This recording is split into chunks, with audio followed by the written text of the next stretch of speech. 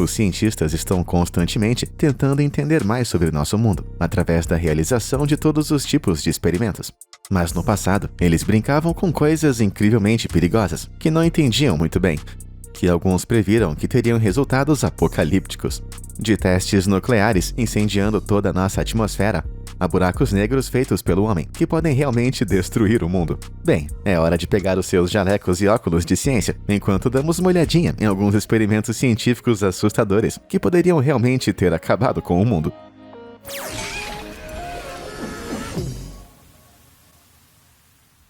Cavando fundo. Primeiro passo, viajar para a Rússia, e então ir de volta para 1970. Época em que a URSS estava em guerra com os Estados Unidos, e ambas as nações estavam tentando provar qual era a melhor superpotência. Ambos os lados planejavam esforços separados para perfurar o mais longe possível da crosta terrestre, para ver o que havia lá embaixo. Mas enquanto os esforços americanos foram prejudicados em 66, devido à falta de financiamento, os soviéticos continuaram, por um tempinho a mais.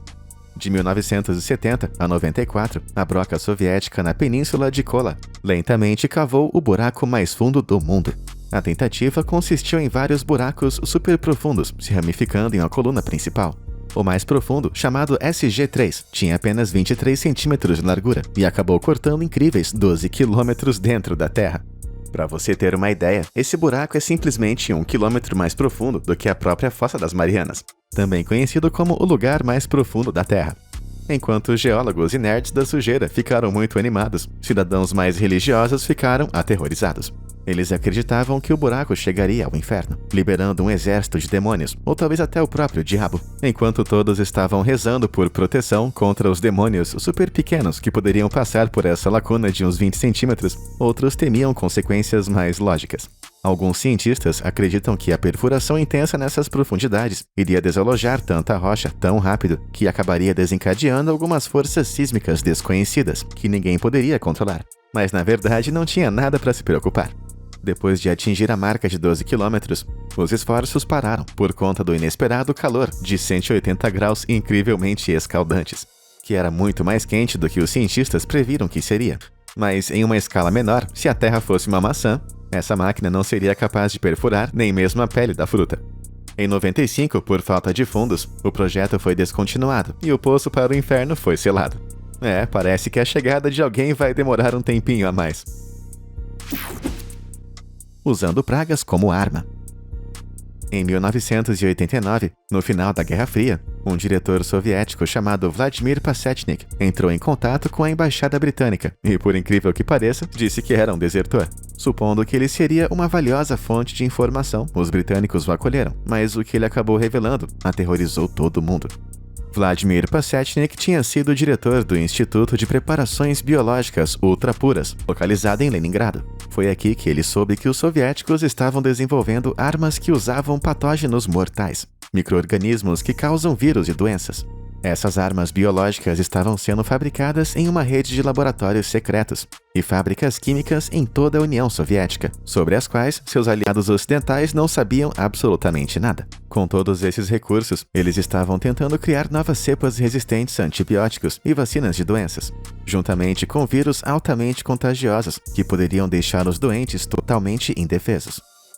O patógeno que Vladimir mais conhecia era a Yersinia pestis, a bactéria responsável pela peste bubônica.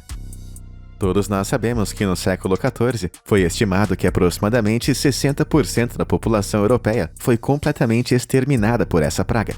Isso significa que os soviéticos queriam um segundo round?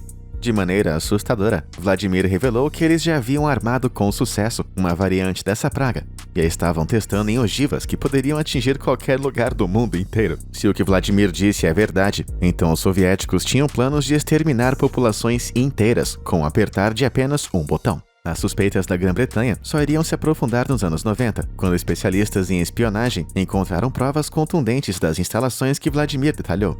Porém, após o colapso da União Soviética em 92, as instalações ficaram às escuras. O mais aterrorizante de tudo, porém, é que nunca foi revelado o quão grande era esse esforço de guerra bacteriológica, ou o que aconteceu com ele desde então. Moscou garantiu ao resto do mundo que a Rússia não tem mais nenhum tipo de programa de armas biológicas. E eu, pessoalmente, realmente espero que isso seja verdade. Você consegue imaginar um monte de doenças novas e mortais que são resistentes ao tratamento sendo lançadas no mundo a cada poucos meses? Caramba, e eu achando que Covid era ruim. Bem, antes que os antivacinas apareçam e comecem a spamar na seção de comentários com a mera menção do Covid, você poderia me ajudar clicando nos botões de curtir e se inscrever abaixo. Não faça isso por mim, faça pela ciência. E falando em ciência, qual experimento de fim do mundo nós temos a seguir? Eu imagino. Doença contagiosa das culturas. Quando se trata de comida, o mundo inteiro depende de 3 alimentos básicos: milho, arroz e trigo. Juntos, esses ingredientes representam 51% da ingestão calórica mundial. E é claro que qualquer tipo de interrupção na produção pode causar grandes problemas, mas os piores geralmente são as pragas. Esses são fungos que tornam as plantas não comestíveis enquanto liberam milhares de esporos que podem contaminar uma área gigantesca da noite para o dia. Algumas pragas específicas do trigo e do arroz, conhecidas como Puccinia gramis e Magnaport griseae, existem em preocupantes 80 países e entraram nos Estados Unidos em 1996. Enquanto isso era uma maldição para alguns agricultores, os Estados Unidos decidiram usar a seu favor.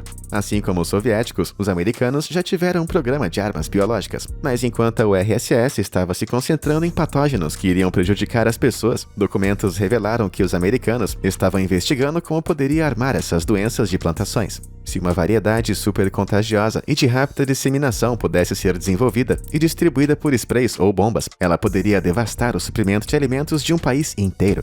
O único problema com isso é que, além de ser muito bárbaro, é que era muito provável que não ficasse restrito a apenas um país-alvo.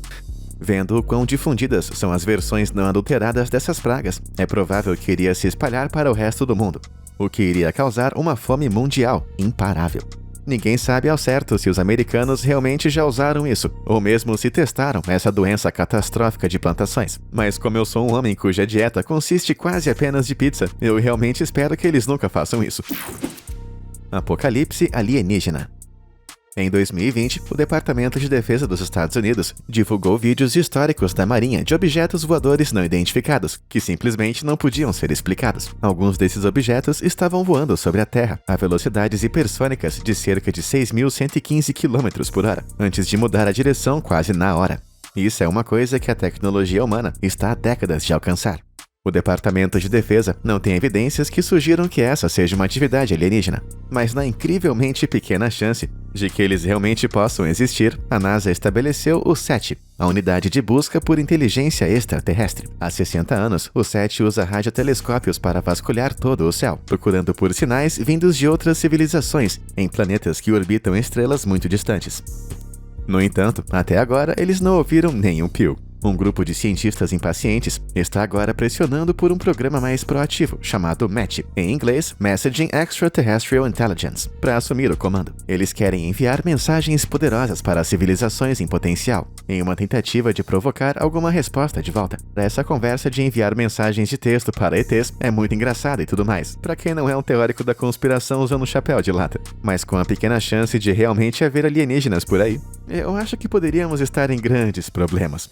Mas atualmente não há absolutamente nenhuma regulamentação de mensagens para fora do mundo. Isso significa que qualquer pessoa com acesso a uma poderosa tecnologia de transmissão pode dar um alô para as estrelas, e você pode dizer qualquer coisa. De insultos terríveis e piadinhas de mãe a declarações de guerra interestelar. Mas se realmente houver alienígenas por aí, eles podem não ver o lado engraçado de tais ameaças. Se esses OVNIs de alta tecnologia fossem de fato alienígenas, ficaria bem claro que o seu armamento estaria muito além do nosso, o que nos deixaria totalmente expostos e prontos para, sondagem. O teste da Trindade. Em 16 de julho de 1945, a primeiríssima bomba nuclear da história foi detonada no deserto do Novo México. Esse foi o teste da Trindade, um esforço combinado de cientistas americanos e britânicos para criar uma arma de destruição em massa tão devastadora, que com certeza iria deter todos os seus inimigos atuais e futuros. No entanto, nem todos os cientistas concordaram com essa ideia, como Enrico Fermi. Esse físico vencedor do Prêmio Nobel foi o criador do primeiro reator nuclear do mundo inteiro. Então, ele tinha uma compreensão bastante sólida dos riscos envolvidos nesse teste. Ele e vários outros físicos levantaram uma ligeira preocupação de que a detonação da bomba de 22 quilotons poderia desencadear uma fusão descontrolada, uma reação em cadeia que acabaria incendiando toda a atmosfera da Terra. Resumindo, havia uma pequena chance de que esse teste fosse destruir toda a vida na Terra. Felizmente, a hipótese estava completamente errada, e o teste da Trindade aconteceu sem problemas. Mas mesmo assim, quando um ganhador do Prêmio Nobel diz pra você que seu experimento vai destruir o mundo, e você mesmo assim decide ir em frente, isso realmente é uma aposta e tanto. Mesmo que toda a raça humana dentro da Terra não tenha virado churrasquinho, a humanidade realmente não entendia o quão destrutivo ou perigoso o armamento nuclear realmente poderia ser. Mais de 10 anos depois, os testes nucleares estavam sendo conduzidos casualmente por exércitos ao redor do mundo, mas os seus homens em campo não receberam nenhum tipo de proteção. Os cientistas continuaram a testar os limites de seus novos brinquedos nucleares, detonando eles em todos os tipos de cenários, como aqui durante a Operação Tumble Snapper, de 1952. A bomba foi suspensa em uma série de cabos a 91 metros do solo, para então ser detonada. Conforme a bola de plasma se expandia, a energia radiante e superaquecida vaporizava os cabos logo à frente da bola de fogo, dando-lhe aqueles picos de aparência estranha na parte inferior.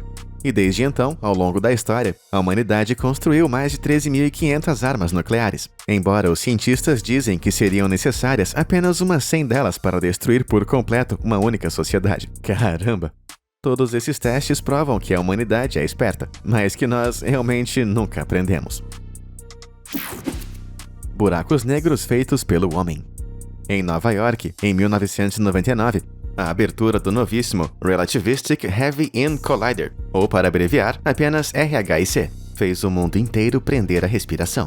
Este colisor foi projetado para acelerar um feixe de partículas carregadas, que são os blocos de construção de toda a matéria, próximo da velocidade da luz, que é mais ou menos 300 mil quilômetros por segundo, antes de simplesmente esmagá-los em um ambiente controlado.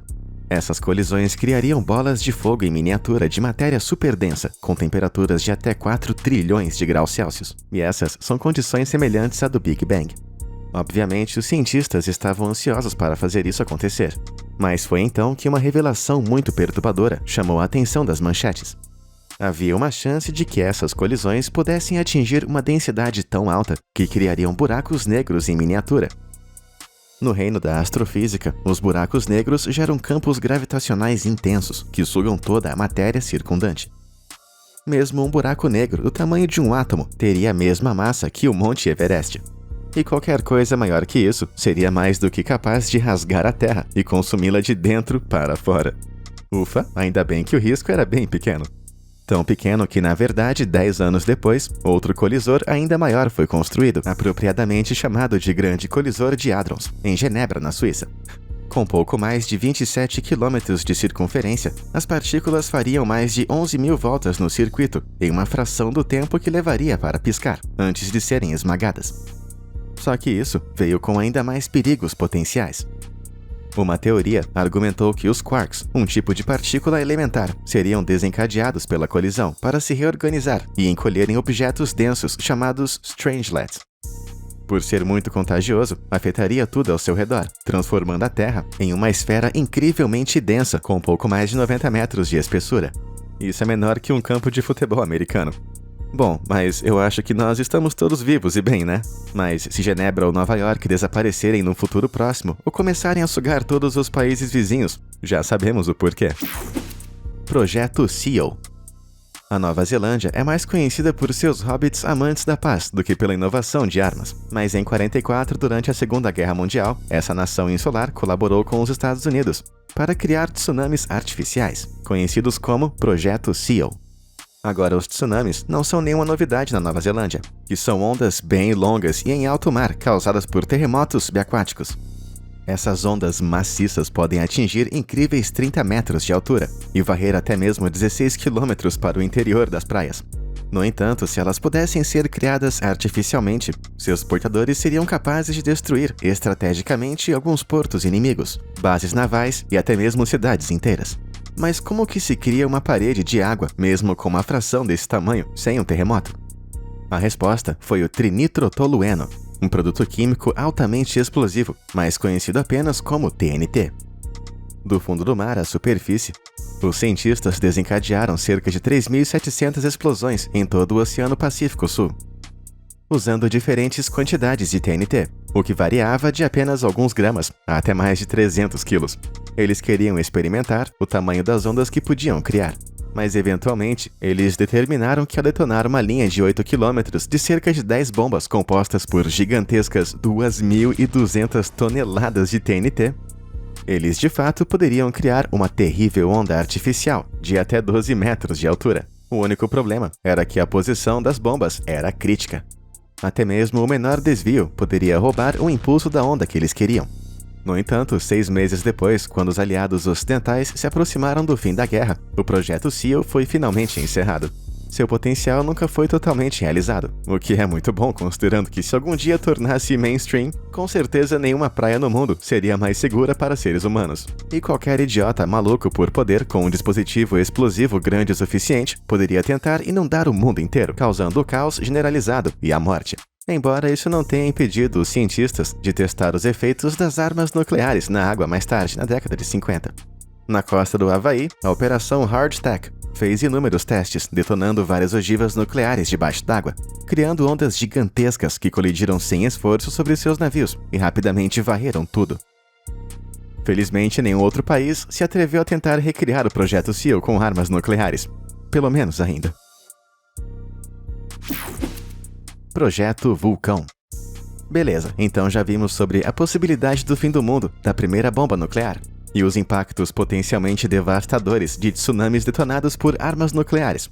Mas e quanto às armas nucleares subterrâneas? Tá bom, quando eu digo isso em voz alta, soa bem idiota para ser verdade. Mas se voltarmos para 1988 e viajarmos para a União Soviética, é exatamente isso que os cientistas estavam testando.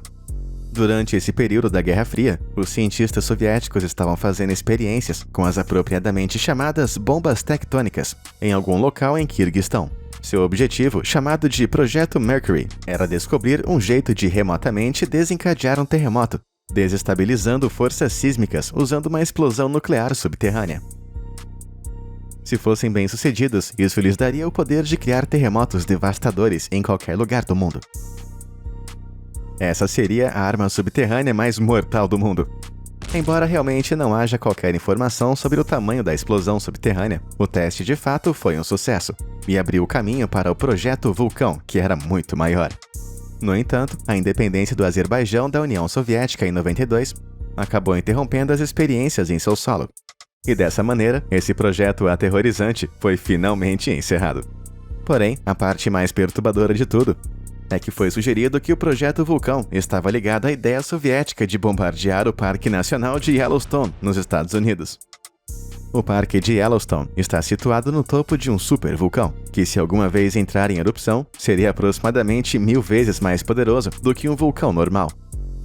A quantidade insana de cinzas e detritos que seriam lançados na atmosfera iria cobrir a maior parte da América do Norte, matando inúmeras plantas, pessoas, esmagando prédios, bloqueando estradas e impedindo todas as viagens aéreas. Para os soviéticos, plantar uma bomba nuclear no subsolo para desencadear essa mega erupção deve ter parecido um jeito infalível de vencer a Guerra Fria. Mas acho que eles não perceberam que todas aquelas cinzas poderiam bloquear a luz solar o suficiente para resfriar por um tempo o nosso planeta inteiro. Isso teria resultado em danos às plantações no mundo inteiro, levando a vastas fomes. E a depender de quanto tempo o vulcão de Yellowstone ficou em erupção, o mundo poderia nunca mais se recuperar. Ainda bem que a União caiu quando ela caiu, não é mesmo? Starfish Prime. Então, os seres humanos já conseguiram testar armas nucleares na Terra, no mar e também no subsolo, apesar de poder acabar com o mundo inteiro no processo.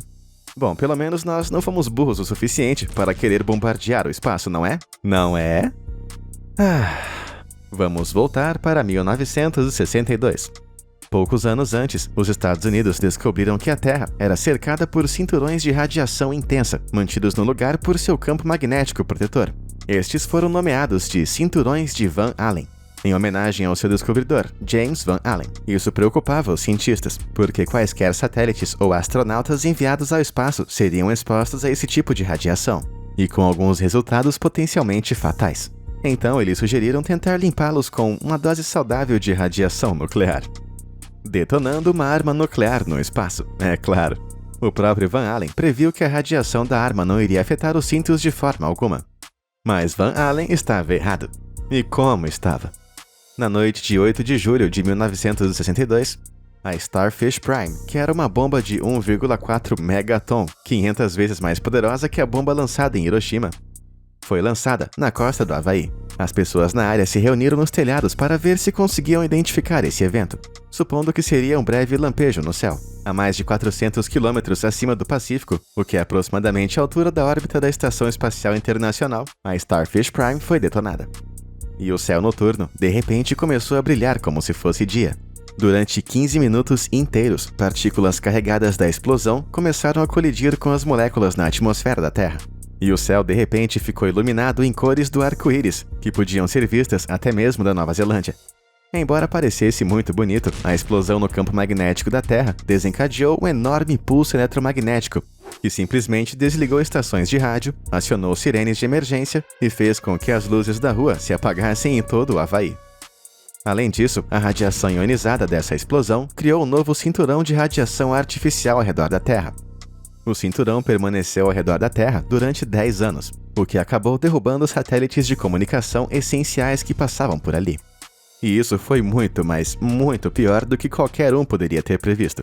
Mas se o campo geomagnético fosse danificado permanentemente, a Terra teria ficado sem proteção contra a radiação mortal dos incontáveis raios cósmicos e ventos solares do espaço. E dentro de alguns anos, isso teria destruído toda a vida em nosso planeta. Esses resultados foram tão chocantes que, em 67, entrou em vigor o Tratado do Espaço Exterior, proibindo o uso de armas nucleares no espaço. Bem, isso foi apenas um pequeno passo para o homem e uma grande lição aprendida para a humanidade. Projeto Cirrus. Todos nós já desejamos ter o controle do clima, mas nos anos 40, os Estados Unidos acabou levando essa ideia um pouquinho longe demais. Os Estados Unidos são atingidos por uma média de 17 furacões a cada 10 anos, o que causam centenas de bilhões de dólares em danos.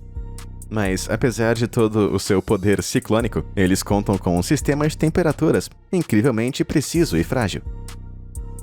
Em seu centro, o ar quente e úmido sobe e é substituído pelo ar mais frio. Esse ar novo então aquece e também sobe. Isso acaba criando um ciclo em espiral, que desenvolve chuvas furiosas, granizo e ventos que podem atingir incríveis 250 km por hora. Depois dessa descoberta, em meados dos anos 40, pesquisadores dos Estados Unidos levantaram a hipótese de que, se interrompessem um ar quente ascendente com uma injeção de um material incrivelmente frio, como gelo seco, por exemplo, que fica a congelantes 78 graus Celsius negativos, eles poderiam desativar esse furacão. Mas essa teoria não era muito hermética e havia muitos buracos nessa ciência. Mas a tentação para controlar o clima era demais para o governo dos Estados Unidos resistir a alguns testes. Então, em 1947, deu-se início ao projeto Cirrus. Um avião então sobrevoou sobre o furacão Cape Sable, que se dirigia inofensivamente para o Atlântico, antes do avião despejar mais ou menos 82 quilos de gelo seco em suas nuvens rodopiantes. Mas o que aconteceu a seguir, na verdade, foi o pior cenário possível. Mas o que aconteceu foi um pouco diferente. Em vez de dissipar como os cientistas previram, a tempestade de repente mudou de direção. Ela acabou indo e atingindo Savannah, na Geórgia, e causando um dano colossal de 2 milhões de dólares ao todo. Isso seria mais ou menos uns 24 milhões de dólares no dinheiro de hoje. Ficar brincando com padrões climáticos incrivelmente complexos que eles não compreendiam por completo, obviamente foi uma péssima ideia, não é mesmo? Imagina se eles tivessem usado muito mais gelo e, por acidente, criassem um ciclone gigantesco, imparável e super poderoso. Quem sabe onde iria parar toda a destruição? Compreensivelmente envergonhado, o governo negou que a tempestade tenha sido adulterada, embora toda a verdade tenha sido revelada uns 12 anos mais tarde, e seguida por vários processos. E o pior é que tudo isso foi por nada. Os meteorologistas apontaram que muitos outros furacões históricos também se desviaram de repente no último minuto, naturalmente, sem que fosse adicionado nenhum tipo de gelo seco. Então os americanos realmente não provocaram um desastre climático. Assim, mexer com grandes forças que eles não entendiam era um risco gigantesco que poderia ter acabado com todos nós, literalmente.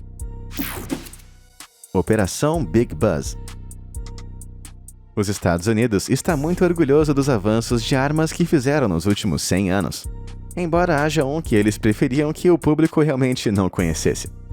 Na década de 50, a US Army Chemical Corp decidiu testar secretamente a eficácia do uso de animais como armas.